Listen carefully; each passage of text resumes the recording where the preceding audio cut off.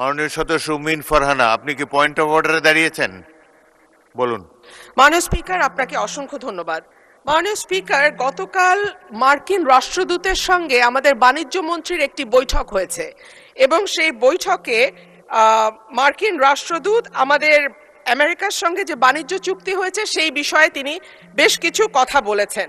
তার মধ্যে উল্লেখযোগ্য হলো দুই দেশের মধ্যে আমদানি রপ্তানির ঘাটতি, বাংলাদেশের কৃষি ও জ্বালানি পণ্য আমদানির প্রতিশ্রুতি, দেশে ব্যবসার পরিবেশ উন্নয়ন ও বিনিয়োগ আকর্ষণের জন্য নীতি সংস্কারের বিষয়গুলো মার্কিন রাষ্ট্রদূত তুলে ধরেন।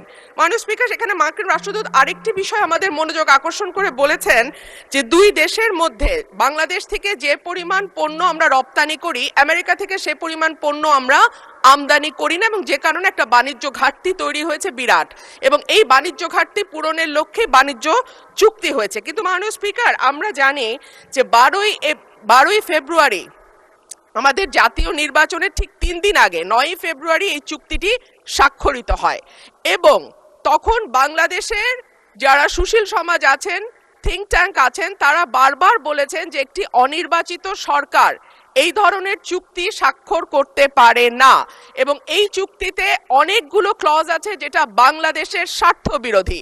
সুতরাং নির্বাচনের পরে যখন একটি নির্বাচিত সরকার আসবে তখন যেন এই চুক্তিটি স্বাক্ষরিত হয়। কিন্তু আনফরচুনেটলি আমরা দেখলাম যে না, অন্তর্বর্তীকালীন সরকার শুনল না এবং 9ই ফেব্রুয়ারি এই চুক্তিটি স্বাক্ষরিত হয়। মাননীয় স্পিকার, এই চুক্তির শর্ত অনুযায়ী প্রতিযোগিতামূলক। মাননীয় সদস্য, আমার বক্তব্য শুনুন।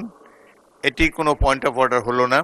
301 বিধিতে আপনি পড়লে দেখতে পাবেন যে পয়েন্ট অফ অর্ডার সংসদে চলমান বিষয়ের উপরে হতে হয় কিংবা সংসদ কাজে শৃঙ্খলা রক্ষার জন্য হতে হয়।